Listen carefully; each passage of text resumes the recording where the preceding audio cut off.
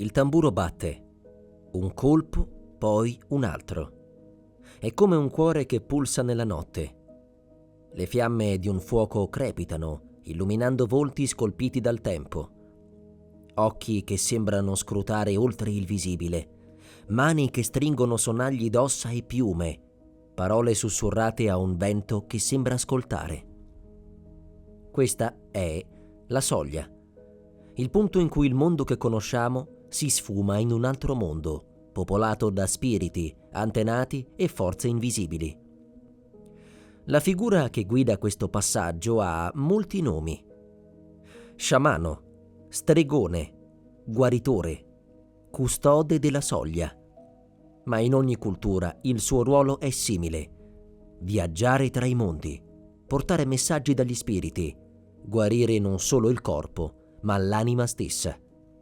Lo sciamanesimo non appartiene a un unico popolo, è un filo invisibile che attraversa il pianeta, comparendo nei villaggi africani e nelle steppe gelate della Siberia, nelle foreste del Nord America e nei templi nascosti dell'Oriente.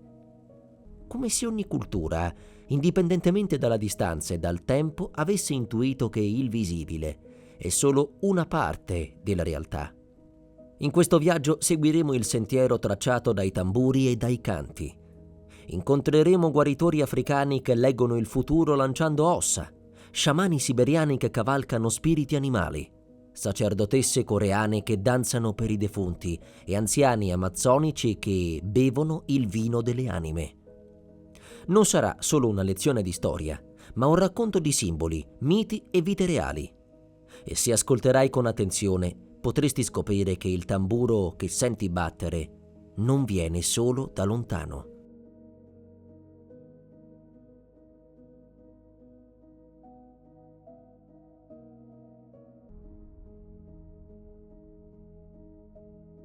In un villaggio del Sudafrica, il sole tramonta dietro l'orizzonte della savana. Le case rotonde, dai tetti di paglia, si colorano di arancio e rosso.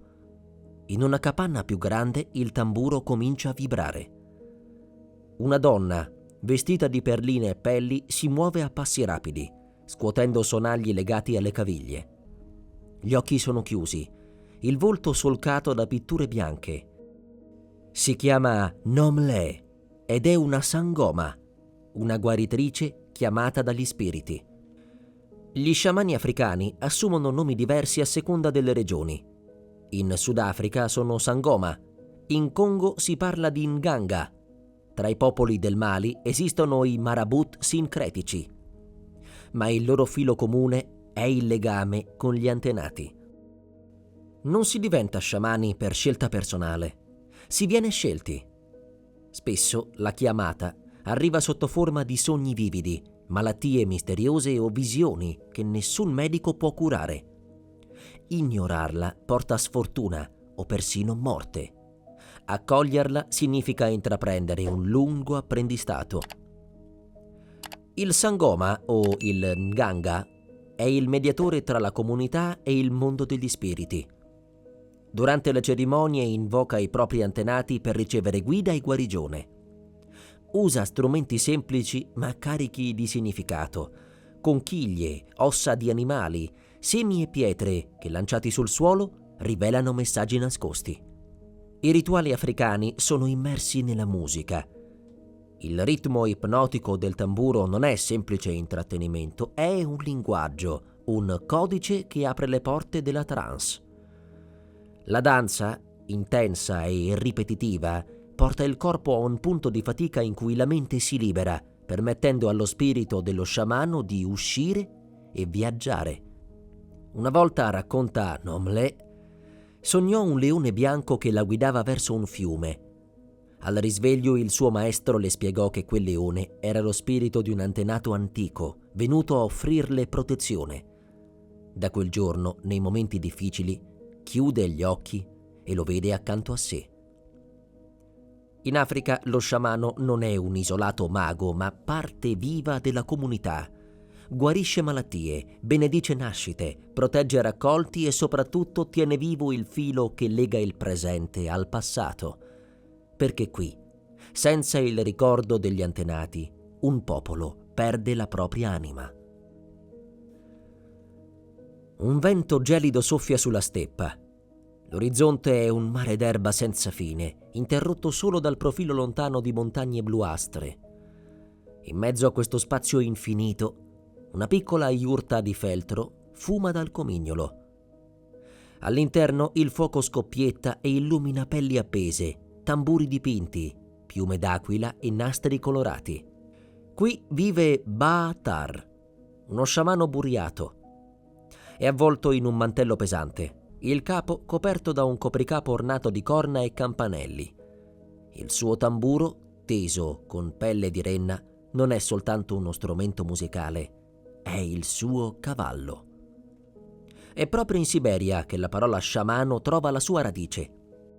Deriva dal termine tunguso saman, che significa colui che sa o colui che è in trance. Per i popoli delle steppe, evenchi, yakuti, buriati, lo sciamano è colui che viaggia tra il mondo terreno e quello degli spiriti, chiamati Ongon. Il loro universo è spesso rappresentato come un albero, radici nel mondo sotterraneo, tronco nel mondo umano e rami verso il cielo. Durante il rituale, lo sciamano scala quest'albero invisibile, passando di livello in livello. Il tamburo batte come zoccoli, il respiro accelera e il corpo si muove a scatti come se seguisse un passo di corsa. Molti sciamani siberiani parlano di una prova iniziatica chiamata morte rituale, una visione in cui lo sciamano vede il proprio corpo smembrato dagli spiriti, le ossa pulite e poi ricostruito con materiali nuovi, più forti. Solo così può diventare un ponte sicuro tra i mondi. Baatar racconta che durante una notte di luna nuova si è trovato a cavalcare il suo tamburo verso un cielo pieno di porte luminose. Dietro ciascuna porta un animale, il lupo, l'aquila, l'orso. Ognuno di loro gli ha dato un dono, la forza, la vista acuta, la resistenza. Al risveglio li sentiva ancora dentro di sé. Nelle steppe lo sciamano non è solo guaritore, ma anche protettore del territorio. Benedice i pascoli, invoca la pioggia, scaccia spiriti ostili che possono ammalare gli uomini e gli animali. Il legame tra cielo e terra è costante. Gli uomini osservano il volo degli uccelli e il movimento delle stelle come messaggi diretti dal mondo invisibile. Quando il tamburo si ferma, nella iurta di Baatar regna un silenzio denso. È il momento in cui gli spiriti se ne vanno e il mondo torna alla sua forma ordinaria. Ma il cielo sopra la steppa sembra più vicino, come se fosse stato appena toccato.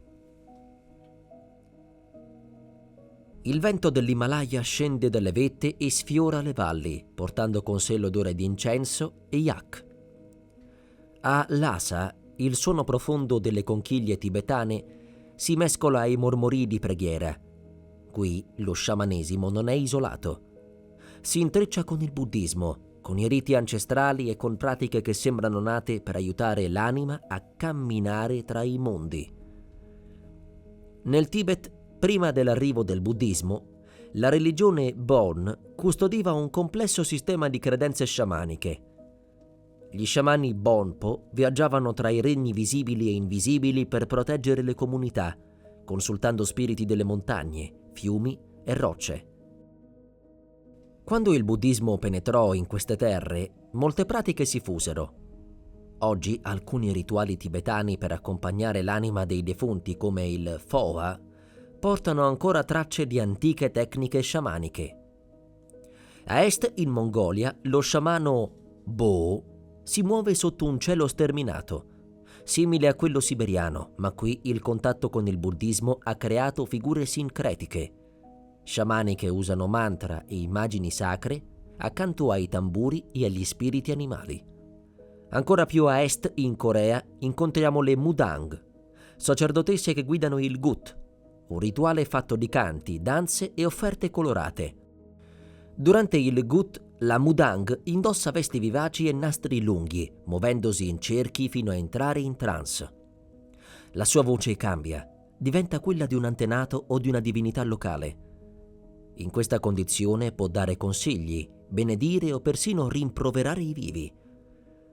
Nel sud-est asiatico, in paesi come la Cambogia e la Thailandia, lo sciamanesimo si mescola con il culto degli spiriti locali e con l'animismo. Qui il contatto con il divino può avvenire attraverso strumenti musicali a corde come il tro cambogiano o danze che imitano i movimenti degli animali sacri. C'è un rituale tibetano che racchiude lo spirito di questa regione. Al calar della notte, un anziano Bonpo siede davanti a un piccolo altare di pietra. Davanti a lui offerte di burro di yak e piccoli rotoli di preghiera. Inizia a battere lentamente un tamburo, mentre la sua voce si unisce a un canto basso e continuo. Racconta di una donna defunta che, spaventata, vaga in una terra di ombre. Lo sciamano, attraverso il suono e il canto, guida il suo spirito verso un ponte di luce. Quando il tamburo tace, si dice che l'anima abbia trovato la via. Nell'Oriente mistico, lo sciamanesimo è spesso un'arte di armonizzazione. Non combattere contro gli spiriti, ma accompagnarli, persuaderli, trovare un equilibrio tra il destino umano e il volere del cosmo. Qui il viaggio tra i mondi è anche un viaggio verso l'interno, un incontro con la propria natura più profonda. L'alba tinge di rosso le praterie e i boschi del Nord America. L'aria è fresca, profuma di cedro e salvia bruciata. Su una collina isolata, un giovane Lakota siede immobile da ore. Non ha né cibo né acqua. Sta affrontando la Vision Quest, la ricerca della visione. Tra i popoli nativi nordamericani, Lakota, Navajo, Hopi, Cree e molti altri, lo sciamano non è solo guaritore, ma anche custode delle storie, dei miti e della memoria collettiva. Le sue conoscenze sono tramandate oralmente in canti e racconti che parlano di un tempo in cui gli uomini e gli animali comunicavano apertamente. Il cuore dello sciamanesimo nordamericano è il legame con gli spiriti animali. Ogni individuo, si crede, possiede un animale guida che lo protegge e lo accompagna. Il bisonte, simbolo di abbondanza e resilienza, l'aquila, messaggera del grande spirito, il lupo, maestro di fedeltà e strategia. Lo sciamano è colui che può vedere questi legami invisibili e rafforzarli. La Vision Quest è uno dei riti più intensi. Il giovane si isola in un luogo sacro, digiunando e pregando per giorni, finché una visione, un animale, una voce, un sogno vivido non gli rivela il proprio cammino. Questa esperienza non è soltanto personale. La visione, una volta raccontata allo sciamano anziano, diventa parte della vita della comunità. C'è la storia di Aive, una giovane donna Cherokee che durante la sua Vision Quest vide un falco discendere in volo e posarsi accanto a lei. Il falco le parlò senza muovere il becco, dicendole che avrebbe dovuto portare messaggi tra le persone, proprio come lui portava messaggi tra cielo e terra. Tornata al villaggio, Aive divenne una narratrice, messaggera tra clan lontani, rispettata per la sua parola franca e veritiera.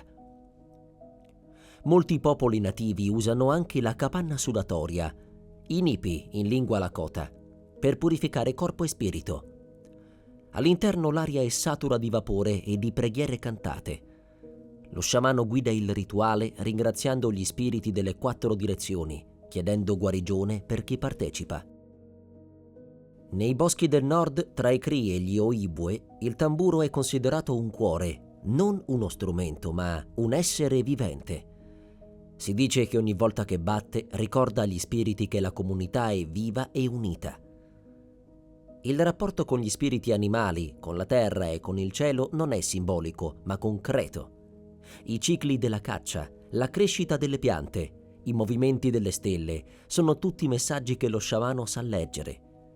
In queste terre, il confine tra il visibile e l'invisibile è sottile come il respiro del vento tra le foglie. La notte amazzonica è un mosaico di suoni. Grilli, rane, richiami lontani di uccelli notturni. La luna filtra tra le fronde altissime, creando lame di luce sull'acqua del fiume. In una radura, un piccolo gruppo si raduna intorno a un fuoco basso. Al centro siede Yana, uno sciamano Shipibo, avvolto in un mantello ricamato di simboli geometrici. Accanto a lui, una ciotola contenente un liquido scuro, l'ayahuasca, la vite delle anime. In Sud America, lo sciamanesimo è indissolubilmente legato alle piante maestre. L'ayahuasca è una bevanda sacra preparata con la liana Banisteriopsis caapi e le foglie di Psychotria viridis. Secondo la tradizione, gli spiriti delle piante parlano a chi la beve, guidandolo in viaggi visionari attraverso il proprio passato, il proprio dolore e persino mondi che sfidano la logica. Gli sciamani amazzonici Shipibo, Ashaninka, Quichua, Shuar non sono semplici guaritori. Sono navigatori di realtà. Usano i canti sacri, chiamati Icaros, per guidare il viaggio dei partecipanti. Gli Icaros non sono canzoni comuni. Si dice che siano doni diretti dalle piante stesse e che la melodia possa aprire o chiudere porte nei mondi invisibili. Durante la cerimonia, Yana inizia a cantare un Icaro lento, basso, come un respiro. Poi il ritmo cresce. La voce si arricchisce di vibrazioni. Chi ascolta percepisce immagini. Serpenti che danzano nell'aria, fiumi di luce, uccelli con piume di cristallo. L'esperienza è intensa, a volte difficile, ma il compito dello sciamano è accompagnare, proteggere, assicurarsi che nessuno si perda nei sentieri della mente. Non c'è solo l'ayahuasca. Il tabacco sacro o mapacho, la chacruna, il toè sono strumenti potenti nelle mani dello sciamano. Ogni pianta ha un carattere, un'energia, un insegnamento. L'uso di queste piante non è ricreativo, ma profondamente rituale, inserito in un contesto di rispetto e preparazione. Nella visione amazzonica, la giungla stessa è un essere vivente, abitata da spiriti di animali, piante e acque. Lo sciamano deve conoscerli e mantenerne l'equilibrio. Se un fiume è offeso, le sue acque possono diventare pericolose. Se uno spirito animale è trascurato, può causare malattie. Una volta, Yana racconta, un'intera comunità si ammalò misteriosamente. Nessuna medicina occidentale funzionava. Durante una cerimonia, vide in visione un grande albero caduto nel cuore della foresta. Il suo spirito era rimasto intrappolato e infuriato. Il giorno dopo, accompagnato dagli uomini del villaggio, raggiunse il luogo, offrì tabacco e canti e lasciò che l'anima dell'albero tornasse alla terra. Pochi giorni dopo, la malattia scomparve. In Sud America, lo sciamano è un guardiano non solo degli uomini, ma di tutta la rete della vita. I suoi viaggi non si limitano a guarire il corpo, servono a mantenere il dialogo tra l'umanità e la foresta infinita. Molto prima che chiese e cattedrali dominassero l'orizzonte, l'Europa era una terra di foreste profonde, steppe ventose e grotte oscure. Qui, tra rocce e fiumi, vivevano uomini e donne che conoscevano i segreti della natura e parlavano con spiriti che oggi la maggior parte di noi ha dimenticato. Le prime tracce di sciamanesimo europeo risalgono al Paleolitico. Nelle grotte di Lascaux e Chauvet, pitture di animali imponenti, bisonti, cavalli, cervi, sembrano più che semplici opere d'arte. Alcuni studiosi credono che fossero parte di rituali sciamanici, immagini create in stato di trance per attirare la forza degli animali o per propiziare la caccia. L'artista non era un pittore comune, ma un mediatore tra il branco umano e il branco spirituale. Nei millenni successivi, in culture come quella celtica, nordica e sciita, lo sciamano assunse nomi diversi: druido, volva, veggente. I druidi, figure di prestigio nelle società celtiche, univano conoscenze di medicina, astronomia, poesia e divinazione. Nella Scandinavia antica, le volva praticavano il Seor, un'arte di profezia e incantamento che permetteva di vedere il destino e, in certi casi, modificarlo. Un racconto islandese parla di una volva che, avvisata di un'invasione imminente, viaggiò in trance fino al regno degli spiriti per chiedere consiglio. Le fu detto che la vittoria non sarebbe arrivata dalla forza delle armi, ma dall'astuzia. Tornata, guidò il villaggio in un inganno strategico che salvò molte vite. In queste culture lo sciamano non era necessariamente isolato. Poteva essere consigliere dei re, guida spirituale e custode delle leggi non scritte, ma con l'arrivo del cristianesimo molte di queste pratiche furono condannate come superstizione o stregoneria. Ciò che un tempo era sacro divenne proibito. Le volva e i druidi furono perseguitati, i saperi nascosti o trasformati in leggende. Alcuni elementi sopravvissero nelle tradizioni popolari: canti di guarigione, amuleti, riti legati al calendario agricolo, ma la figura dello sciamano europeo, come mediatore tra mondi, si ritirò nelle pieghe della memoria. Eppure, nelle notti di mezza estate, quando i falò illuminano i campi e le danze girano in cerchio, sembra di sentire ancora un'eco antica, il richiamo di un tempo in cui l'Europa parlava la lingua degli spiriti. Il sole tramonta lento sul Pacifico, tingendo l'acqua di arancio e oro. L'aria è piena del profumo di fiori di frangipane e dell'eco di canti portati dal vento. Sulla spiaggia di un atollo polinesiano, un anziano Kauna traccia segni sulla sabbia con un bastone, osservando le stelle che cominciano a brillare. Non sta solo disegnando, sta leggendo la mappa del cielo. Nelle culture polinesiane, ma anche in molte altre isole dell'Oceania, come quelle delle Samoa, delle Figi o delle Hawaii, lo sciamano è custode di due saperi inseparabili: il mondo spirituale e l'arte della navigazione. I Kauna hawaiani, i Taoa tahitiani e altre figure simili conoscevano le rotte segrete che collegavano isole lontane usando solo le stelle, le correnti e il volo degli uccelli. Per loro il mare non è un vuoto da attraversare, è una distesa viva, abitata da spiriti e divinità. Navigare significa dialogare con queste forze, chiedere protezione, rispettare i segni. Prima di un viaggio, lo sciamano compie riti per aprire la strada, spesso offrendo cibo o conchiglie a un luogo sacro della costa. La guarigione qui è profondamente legata agli elementi naturali: l'acqua salata per purificare, le erbe dell'isola per curare, il vento per portare via il male. Alcuni Kauna praticano la Lomi Lomi, un massaggio rituale che non è solo fisico ma anche spirituale, accompagnato da preghiere e canti. C'è una storia antica che racconta di un Taoa delle isole Marchesi. Una notte, osservando il cielo, vide una costellazione che sembrava cadere verso sud-est. Interpretò questo segno come l'indicazione di una nuova terra. Guidò così una spedizione di canoe a bilanciere e dopo giorni di mare aperto arrivò a un'isola sconosciuta, ricca di frutti e acqua dolce. Quella terra divenne una nuova casa per la sua gente e il viaggio venne ricordato per generazioni come il cammino delle stelle cadenti. Nell'Oceania e nella Polinesia lo sciamano non è mai distante dalla vita quotidiana. È consigliere, guaritore, maestro di navigazione, custode della memoria. Qui spiritualità e sopravvivenza si fondono in un unico flusso.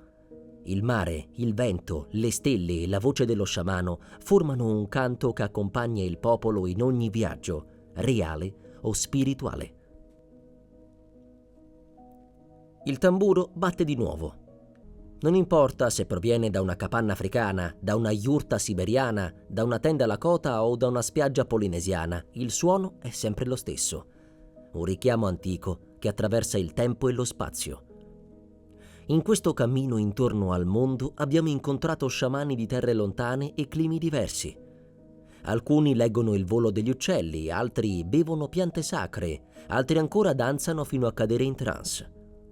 C'è chi parla con gli antenati e chi con lo spirito di un fiume, chi cerca la visione su una collina e chi legge le stelle come pagine aperte. Eppure, dietro le differenze c'è un nucleo comune. In ogni cultura lo sciamano è un ponte, non un dio, non un sovrano, ma un mediatore. colui che ascolta dove gli altri non sentono, che vede dove gli altri non guardano. È il custode della memoria e del legame con ciò che non possiamo toccare, ma che sentiamo esistere. Oggi il mondo moderno sembra lontano da quelle notti di fuoco e tamburi, eppure quando ci fermiamo in silenzio e ascoltiamo il vento tra gli alberi o il ritmo del nostro cuore, potremmo scoprire che quella voce antica è ancora qui. Forse non abbiamo più bisogno di chiamarla sciamano, ma il suo compito, ricordarci che siamo parte di un tutto vivo, resta. Il fuoco si spegne, il tamburo tace, ma nelle nostre orecchie rimane un eco. È il filo invisibile che unisce ogni cultura, ogni tempo e ogni essere vivente. La consapevolezza che per quanto lontani possiamo sembrare, tutti siamo viaggiatori tra i mondi.